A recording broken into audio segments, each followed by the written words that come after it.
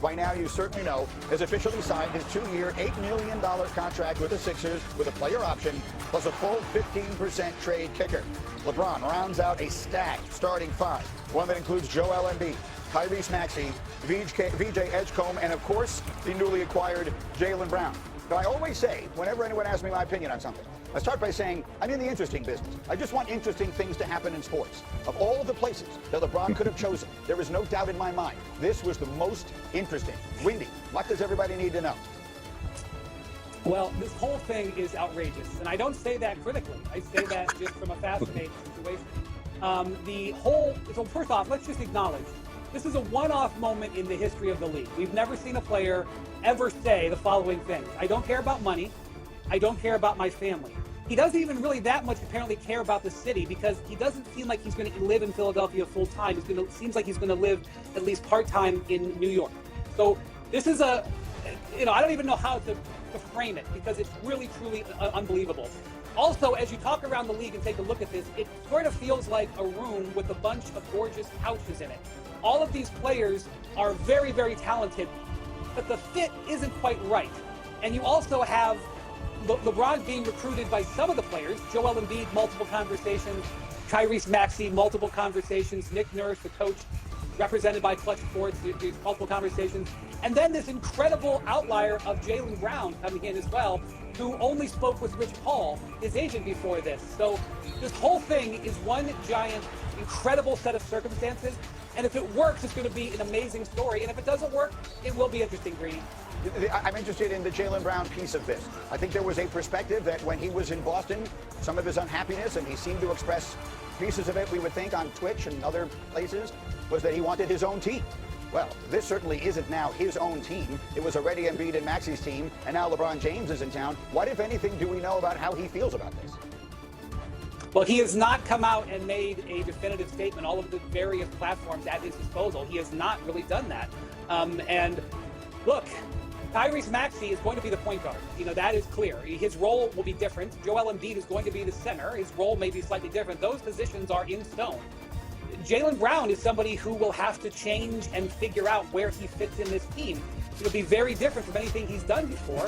And unlike Embiid and Maxey, Jaylen Brown didn't choose this situation. He didn't choose to be a Sixer. He didn't choose to be with LeBron. I'm not saying that he's against it or that it won't work, but this is something that is going to be the tip. I haven't seen enough about how Brown's going to fit here. And he's the guy with 3 years and $170 million on his contract.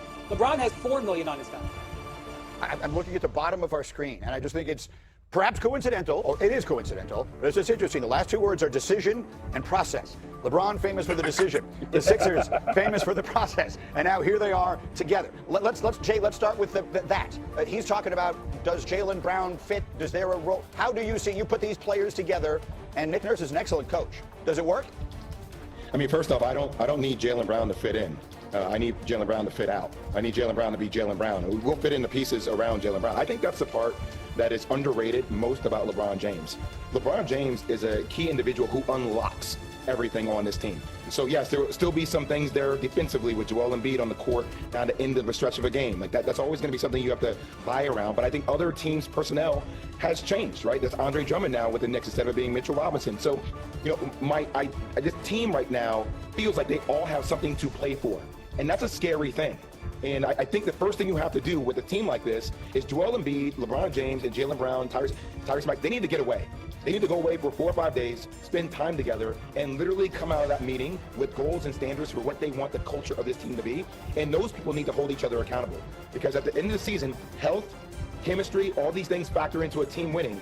But there has to be some type of, they have to be pulling in the same direction. And that's the biggest thing to see if this team can come together in a short period of time to all pull in the same direction. I remind everyone that Monica McNutt does the New York Knicks games on the radio. As I ask Cindy, put up 820, please. I want to read you, Monica, what Magic Johnson tweeted last night, or at some point in response to this.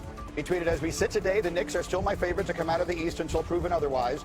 All NBA fans can only dream of a 76ers versus Knicks Eastern Conference Finals. That will be must-see TV. And he's got the popcorn emoji to go along with it. Monica, how do you think the Knicks are reacting to LeBron James choosing the Sixers? oh, wow, but you still got to come through us. Like, I agree with Magic Johnson until proven otherwise. And the other thing about it, too, Greeny, is personal philosophy for me. It is rare that year one of supreme talent equals championship. Now, do I think that this Sixers squad is an absolute contender, and it will happen probably over the next 2 years, and perhaps year one could be an outlier in this case? Yeah, I do buy them as legitimate contenders, but there are things to be figured out with the Sixers, as there are things to be figured out with any team with a great roster of talent. I'm not worried about this one as far as Philadelphia is concerned. I think when you look at LeBron James playing alongside Luka Doncic, Austin Reeves already sharing the role and not being the guy, like, I think, I'm not going to say Jaylen Brown's necessarily an upgrade over Luka Doncic, but in many ways, you're getting a two-way guy. Like, at this point in his career, LeBron James' ability to fit into a roster, to wear various hats, as we know he is so talented to do, I'm not worried about the fit with these Sixers. They're going to figure it out. It's worth pointing out, and Jay, to the point you made, I mean, LeBron chose this. He had multiple options. The world thought he was going to Miami or Cleveland. He chose this knowing the players that are on the roster. Let me show you, Cindy, 821. DraftKings has the Sixers as the second favorite in the East behind only the Knicks.